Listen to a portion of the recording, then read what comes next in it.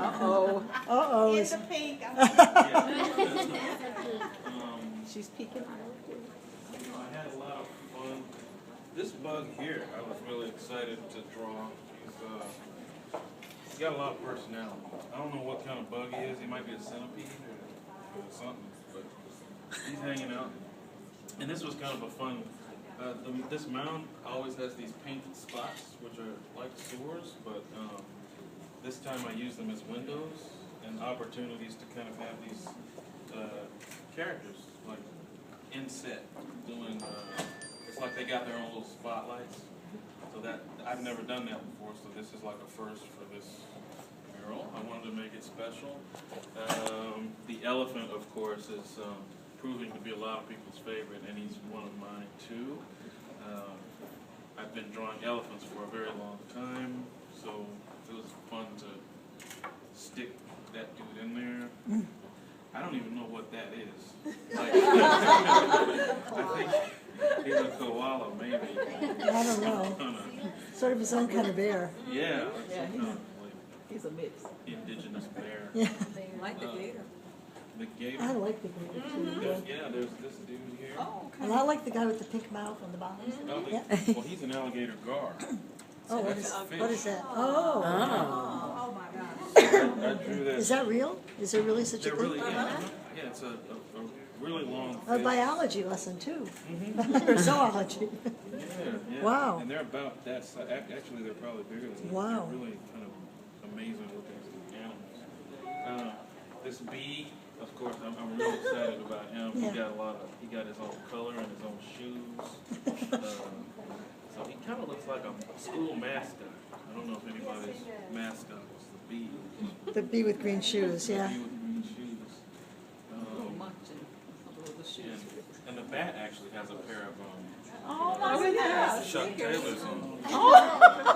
That's Oh, great. fabulous. And I mixed a few just half-tones of real animals in. So we have a bird here that's just basically photographic. And there's an owl on the other side. And maybe another one that's I'm sorry. And I was really fighting hard for us to get to use this material, which this is called Sintra, I believe. Yeah, Right now. it's Sintra. Yeah, so this is a kind of a plastic that I wanted there to be a sculptural component, and then there's also other, like the bat and the bee and the cat. There's other sculptural things. There's more of a plexi. What's that called? That's also Sintra, it's a clear Sintra. Okay, it's just a clear center. Yeah. So we printed right on top of that, and then they just cut it out of that material. We use Sintra for everything because it had such good fire ratings. Yeah, so that's, of Yeah. course, things that I learned working with in public art. Yeah. There's a lot of codes and things you have to navigate around. But it all worked out at the end of the day.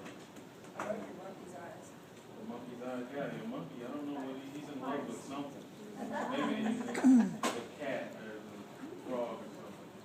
But also, it was I purposely picked animals that I could use either their stripes or their spots as message boards.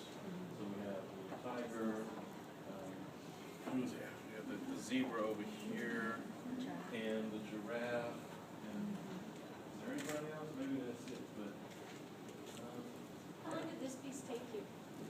geez, when did we started working on it? It's a year, do you think? Probably a year off and on. Yeah. So, but then I was also doing like 6 other projects, so it was like in between.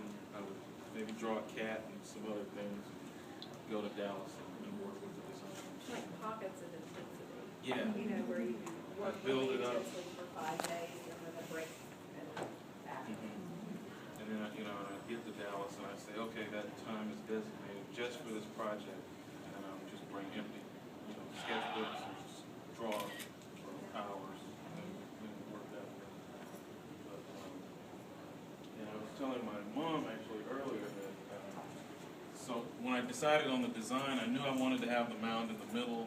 It's like, how am I going to approach this wall, which curves around?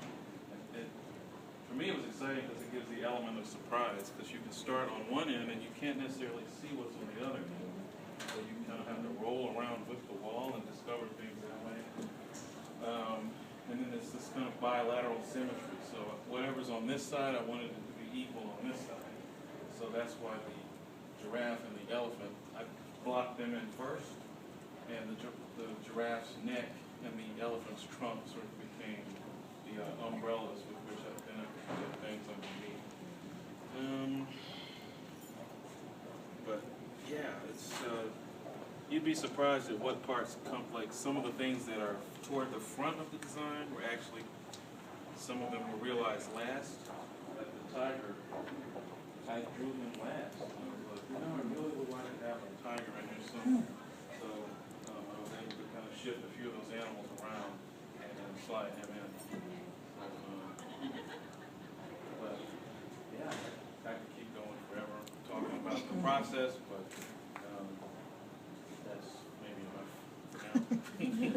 I think you've got a bunch of ladies here, and your mother needs to stand out here and let them see the scarf that you get for her. Oh, come on up here. Oh, that's beautiful. Wow. Yeah. Isn't that wonderful? Beautiful, yes. Yeah. Wow. Grab one of those. That's gorgeous. Oh, Oh, I'm sorry. There you go. No, it's oh, that's gorgeous. beautiful, yay.